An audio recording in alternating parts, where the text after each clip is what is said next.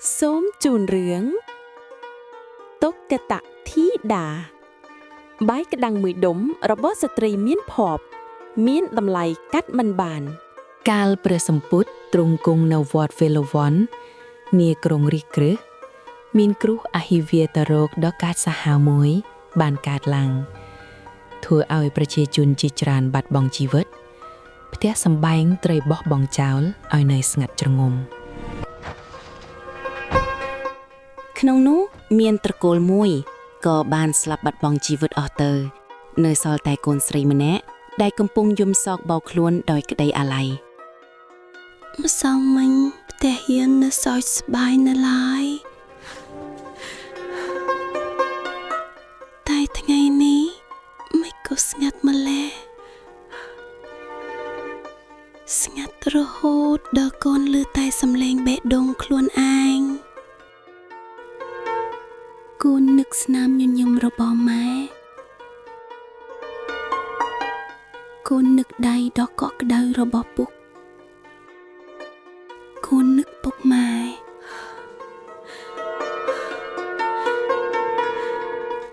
កូននឹកខ្លាំងណាស់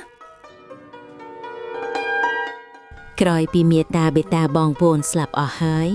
នាងក៏ក្លាយជាក្មេងកំព្រាគ្មានទីពឹងនាងក៏រត់ចុះពីផ្ទះទៅជ្រកកោននៅក្រោមសម្យាផ្ទះរបស់ជនដទៃដើររស់ដោយការសំទានគេចិញ្ចឹមជីវិតរស់នៅដោយការអាណិតអាសូរពីអ្នកផង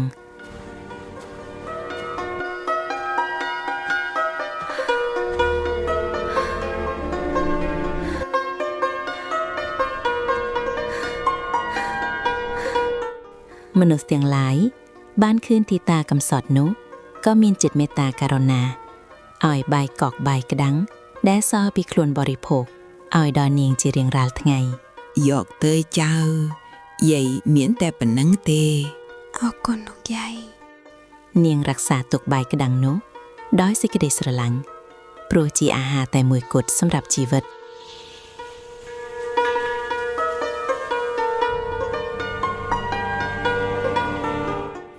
ថ្ងៃមួយព្រះមហាកាសបត្ថេលោកចិនពិនិរោធសមាបត្តិបានរំពឹងពិចារណារកបុគ្គលដែលគួរទៅជួយសង្គ្រោះក៏បាននាងទុក្កតធីតានោះហើយបានជ្រាបដោយសពគ្រប់ថា បើអាត្មាអញទៅដោនាងទុក្កតធីតានឹងឲ្យបាយកដាំងដល់អាត្មាអញពុំខានកាលបើឲ្យដូច្នោះហើយនាងនឹងបានទៅកោរក្នុងស្ថានសួគ៌ពិតប្រាកដម្យ៉ាងទៀតនាងនេះត្រូវជាមេដារបស់អាត្មាអញក្នុងជាតិជាគម្រប់3រាប់អំពីជាតិនេះទៅ ព្រះមហាកាសបត្ថេក៏កាន់យកបាតនិមន្តសម្ដៅទៅកាន់ទីដែលនាងទុក្កតធីតាអាស្រ័យនៅ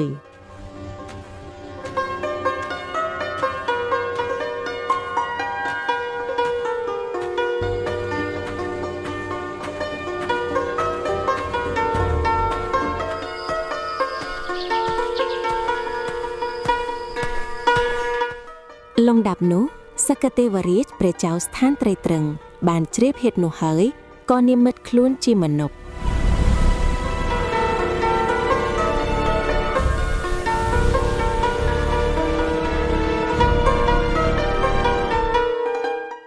កាន់អាហារទឹក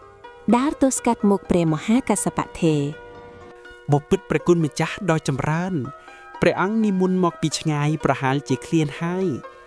សូមព្រះអង្គទទួលអាហារពីក្នុងព្រះករុណាដើម្បីជាសិរីសួស្តីដល់ខ្ញុំផងចុះ ព្រះថេរៈបានជ្រាបថាព្រះឥន្ទមកក្លែងដូច្នោះក៏មានថេរៈដីកាហាមឃាត់ថា ឈប់សិនកោសយៈអាត្មាដឹងថាអ្នកជានរណាមហារាជកុំមកប្លន់យកសម្បត្តិរបស់នាងទុក្កតធីតាឡើយអ្នកមានបុណ្យច្រើនហើយទុកឱកាសនេះឲ្យនាងកំសត់នោះដើម្បីឲ្យនាងរួចចាកទុក្ខផងចុះសូមព្រះអង្គជៀសចេញទៅ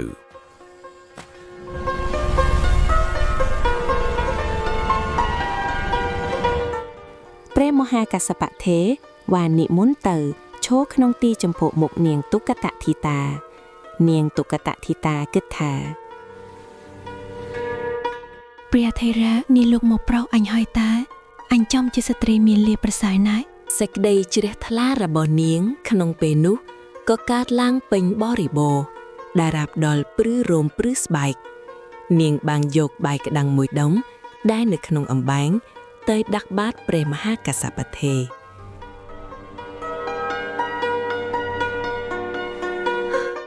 ព្រះមហាកាសបថេកាលបើបានបាយកដាំងហើយក៏ងាកមើលនាអាយបំរុងនឹងរកកន្លែងឆាន់ពួកមហាជនបានឃើញអាការៈនោះហើយនាំគ្នាក្រាលអាសនៈប្រគេនលោកឆាន់ហើយក៏ធ្វើភេតានុមោទនាសរសើរអានិសង្សទានដោយពិស្តាទើបមានថេរដីកាទៅរកនាងទុក្កតធីតាថា មនាលនាងកំសត់កាលពីជាតិមុននាងត្រូវជាមេដាបង្កើតរបស់អាត្មាក្នុងជាតិទី3រាប់ពីជាតិនេះទៅ នាងទុក្កតធីតាបានឮដូច្នោះហើយក៏រឹងរិតតែជ្រះថ្លារីករាយជាភយោភាព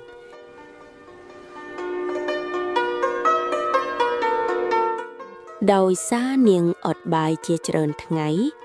រោគខ្យល់ក្នុងពោះក៏កើតឡើងបន្ទាប់មកនាងក៏ធ្វើមរណកាលទៅតែដោយហេតុនាងបានធ្វើទានចំពោះព្រះមហាកាសបថេនាងក៏បានកើតក្នុងស្ថាននិមានរទីទេវលោកបរិបូរណ៍ដោយទិព្វសិរីខ្ចាត់ផុតសេចក្តីតល់ក្រគ្រប់យ៉ាង